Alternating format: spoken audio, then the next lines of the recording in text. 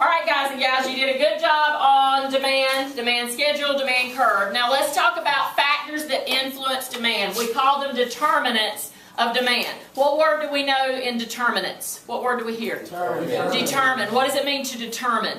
To decide, to affect, something along those lines. These 5 issues, or 6 issues, 1, 2, 3, 4, 5, 6 issues, actually determine how much demand there will be. One is consumer income. Steve, what is income?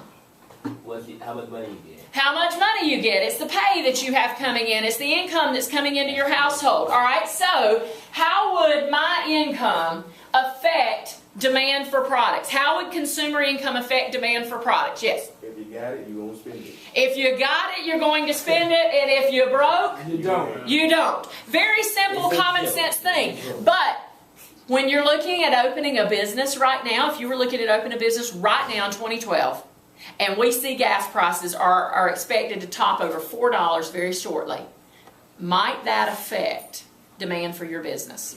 You better ask yourself, what product is it I'm making, and is it a product that people can walk away from? Because if it's something they don't need at $4 plus a gallon of gas, odds are your business will fail.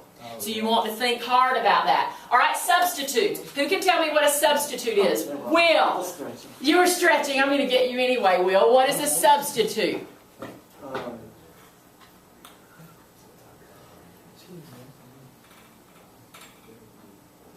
It's okay.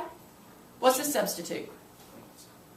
Choose other things instead of what you want. Okay, you choose an alternative from what you have. Generally, we associate substitutes with name brand versus name brand versus the generic brand of some kind. Okay, so if I have the name brand ketchup that is so important to me, and I've got the name brand ketchup, and you create this off-brand, this generic, then probably yours is going to be what?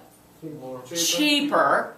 And therefore, what are some of my customers that have been buying my name brand ketchup going to do? Switch over. They're going to switch. So if there's a substitute for me, my product, odds are you're going to give me a run for my money. Think about something like gas. Is there a substitute? Nope. No, because unless you've got a vehicle that runs on alternative fuel, we don't have a substitute for gasoline. So you don't have to worry about a competition there. All right?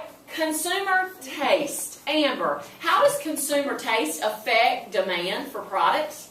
Consumers do not always want the same things. We don't always want the same things, and what one might like, I might not, and therefore I won't demand it and he will. So if you think about it, in Baxley, Georgia, what if Amber says, I want to be an entrepreneur, Miss Williams, and I'm thinking I'm going to open a coat store. And I'm going to sell ski parkas and all these down fabric, they've got down inside them and they feel so wonderful. How successful is it going to be? None. Not very.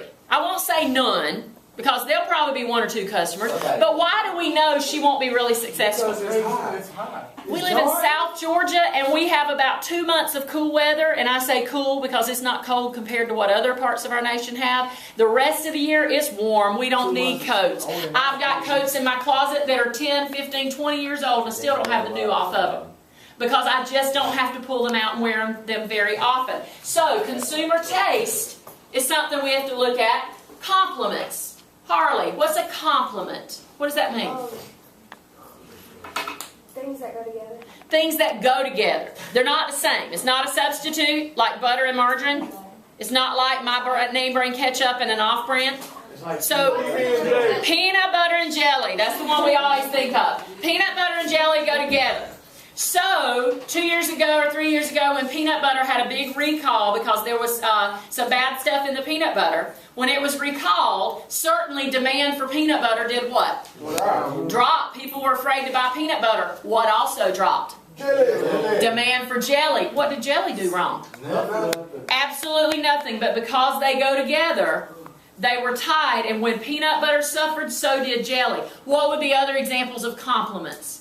Milk and cereal. Milk and cereal. For the eggs, when they had that call back on them eggs, you ready to see on the news? Okay, a callback on eggs, but what are eggs a complement of? Kool-Aid and sugar. All right, Kool-Aid and sugar. If sugar prices go up, I don't know if you've ever tried to drink Kool-Aid with no sugar. Not real tasty. Okay, E likes peanut butter and honey, so that would be something for him. But for the general public, peanut butter and jelly, printers and ink, digital cameras and SD cards, absolutely, those go together. Changes in expectations. That's our fifth determinant for demand. What does that mean? A change in expectations. Scott? Like, if they're waiting for something to come out, they won't buy anything else until that product comes out. Can you give me an example of things people wait for? Like a phone. Cell phones. If I hear iPhone 4S was just released last fall, and if I hear the 5 is about to come out, am I going to wait on the 5 or go on and buy the 4? Wait on the 5. Most people wait on the 5 because they don't want to buy a has-been. They want to buy what's new. Same thing with models of cars. About every 4 to 5 years, they change up the model of a car. So if it's been 5 years since they've changed the model of a certain car, and I buy it this year, and they change it next year, then mine looks like it's 5 years old, even though it's only a year old. So I might want to wait on the new model, on the new body style, so that mine is the new look. All right? Last thing is the number of consumers. What would happen in Baxley, Georgia? Now think about this. We haven't discussed this. What would happen in Baxley, Georgia if Plant Hatch suddenly announced its closing effective April 1st? Everybody move. Everybody has to move. Yeah.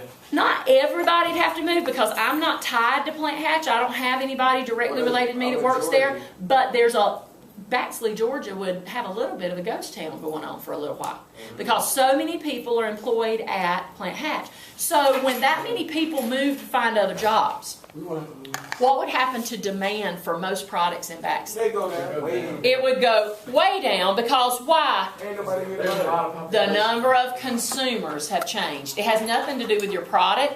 It has nothing to do with the taste. It has nothing to do with your income. It has to do with the number of people that were here to buy it left.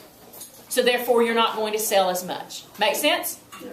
All right, so we got it. The six determinants of demand. Yes. All right, have a great day.